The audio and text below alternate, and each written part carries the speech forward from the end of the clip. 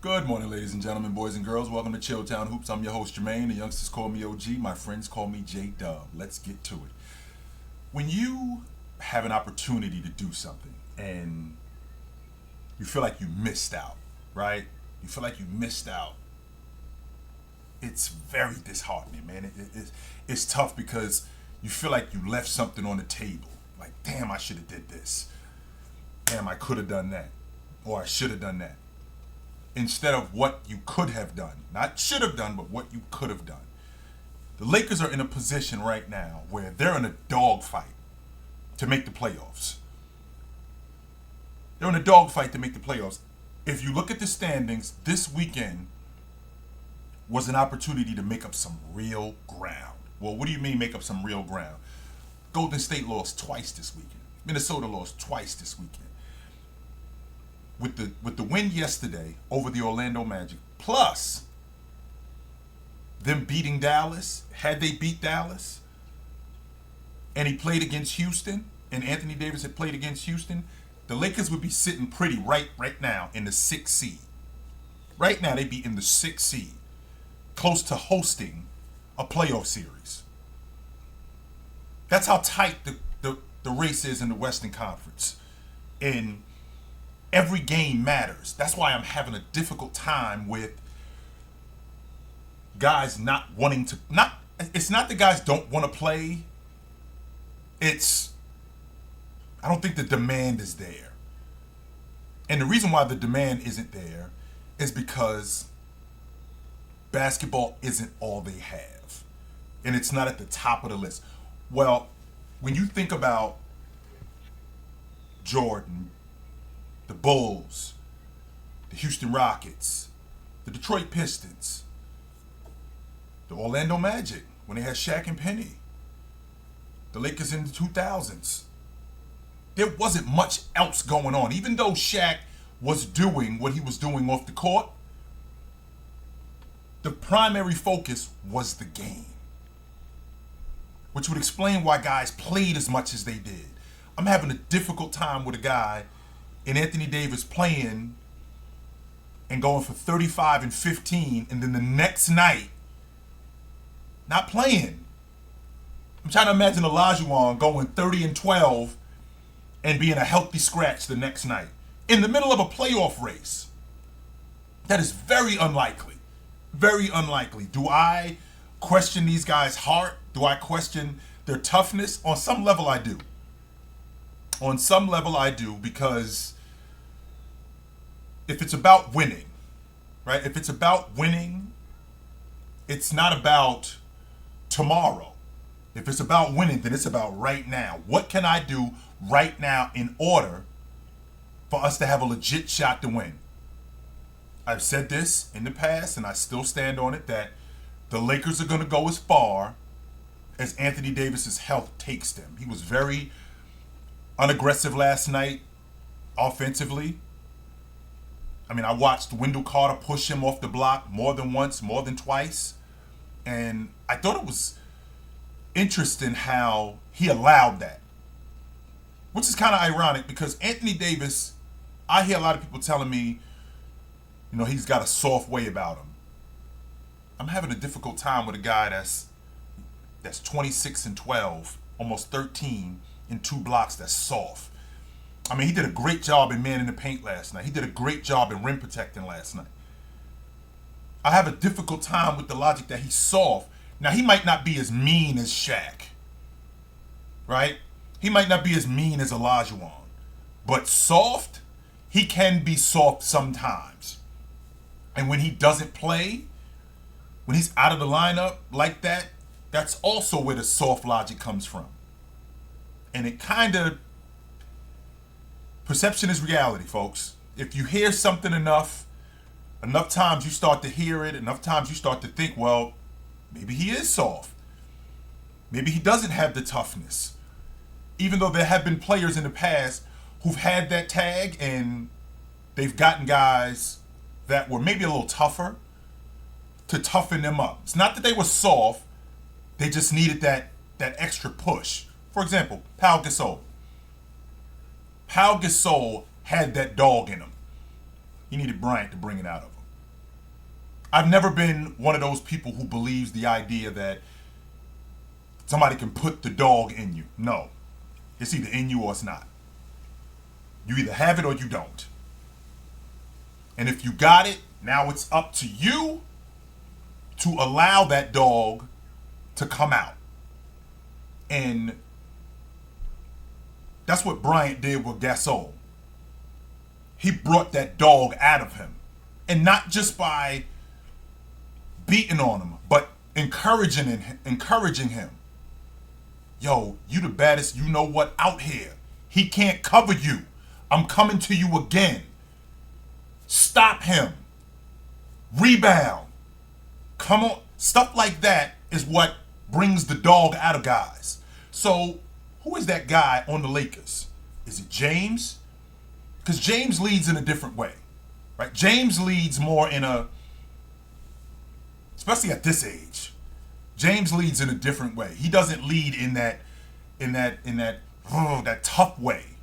That's not how James is. But he will get on you. And this Laker team needs that dog that's in Anthony Davis because he has it in him. He has it in him. They need that dog in him to come out and to stay out in order for them to have a legit shot and not just making the playoffs, but going deep in the playoffs. And since we're on the subject of playoffs, nobody's really talking that much about the Sacramento Kings. And the reason why a lot of people aren't talking about them simply because, number one, there's nobody who had them where they are right now. I know I didn't. I had them as a play-in team. I'm sorry, not a play-in team. I'll take that back. I had them on the outside of the playoff picture looking in, considering how stacked the Western Conference was. Considering how stacked the Western Conference was, I looked at them as being right on the outside looking in. Only except they've been a pleasant surprise. I think De'Aaron Fox is an all-league guard. I was surprised that he didn't make the All-Star team outright. 25-6. There aren't many guards in the league that's 25-6. Curry, Luka. That's 20.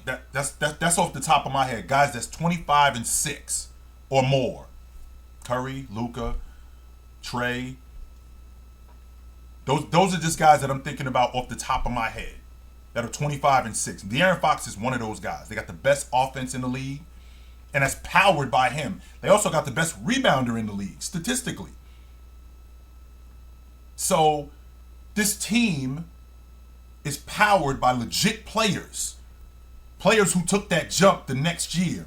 And that also has a lot to do with Coach Mike Brown, who's improved mightily as a coach. Coach Mike Brown has improved tremendously as a coach. And I think he's the coach of the year because nobody had Sacramento where they are.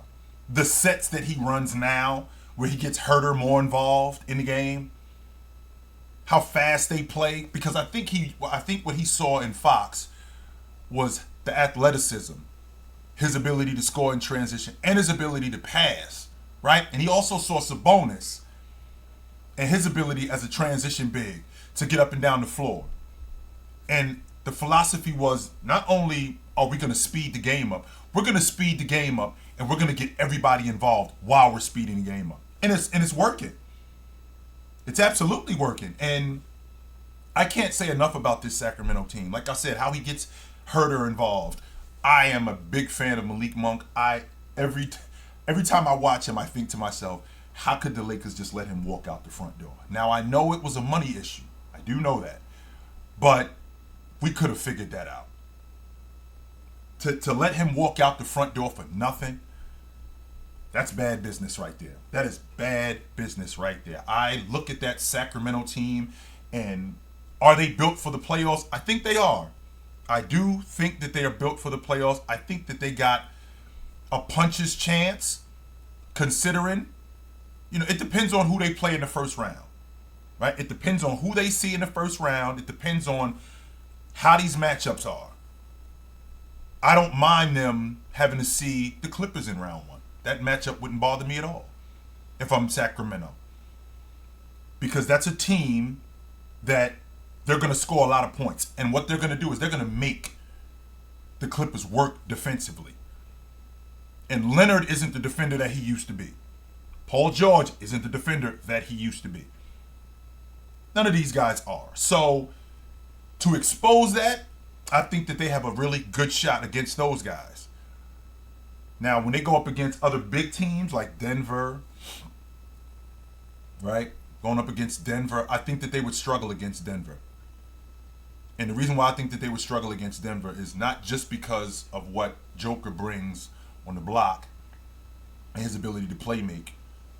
I just think that they would struggle against them as a collective because of how offensively challenged, how much of a challenge it would be offensively for them. Even though Sacramento can score, again, they got the best offense in the league. But all around, when you look at that offense in Denver, MPJ stretching the defense, Jamal Murray getting into the teeth of the defense, Joker, arguably the best playmaker, not the playmaking big, right?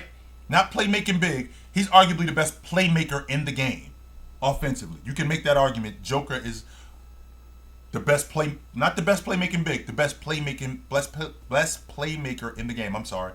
The best playmaker in the game. His ability to get into the teeth of the defense, stretch the D, his ability to pass, all of those good things. And I think Joker gets a bad rap. I think he gets a bad rap defensively, but I'll get to that in a little bit. But I like Sacramento's chances. I think they got a puncher's chance. And because they got a puncher's chance, it's going to be really entertaining. I'm definitely going to watch out for them. A team that I don't think has a puncher's chance, I watched the Clippers Trailblazers game last night. That's a bad team. And I almost got sucked in. With this Jeremy Grant signing. Because I thought that he would be a guy that would help Damian Lillard and this Portland team make some noise in the West. Only except they have so many glaring holes that it's difficult to believe that this team can make any noise. Number one, the biggest hole that they have, it's not scoring. Damian Lillard, I think, has played himself back into the top 10. He's having a career year, 32-7. He's leading the league in scoring since January the 1st. He's having a career year. The biggest hole that they have, is their ability to rim protect. And how they compound, what they did to mask that earlier in the season was they gang rebounded. Right? They gang rebounded, so it kind of masked that they didn't really have a guy to protect the rim and rebound for them. Only except they made that worse by getting rid of Josh Hart, who is arguably the best rebounding guard in the game. They get rid of him, so now they have an even bigger hole.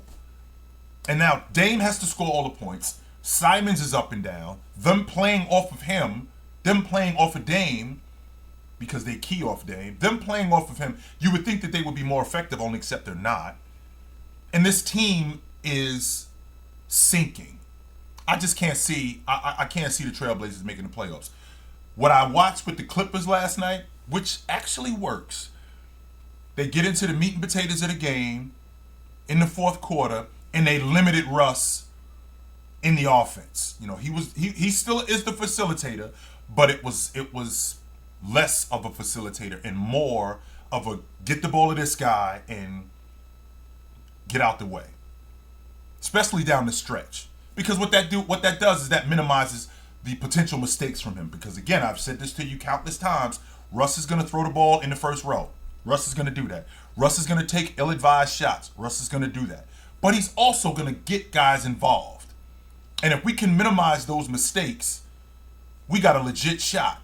And the reason why they do have a legit shot is because now they got somebody that you can take, you have a primary ball handler in Russell Westbrook. So now you can take the ball out of Leonard's hands. You can take the ball out of Paul George's hands early so they don't have that responsibility on them. So come late in the game, you can give them the basketball and they can be more effective. Right? So I like what Ty Lue is doing with limiting Russ in the offense late in the game because you limit potential mistakes. I'm interested to see what happens with the Clippers because I'm not, on paper, they look like they can win the NBA championship. They do. The question is can they hold up? That's the $1 million question. So we got about 10 games left, guys, and the playoffs will be here soon enough. And I'm here for it. So You guys know where to find me at, and I will be around. But until then, take it light, but take it.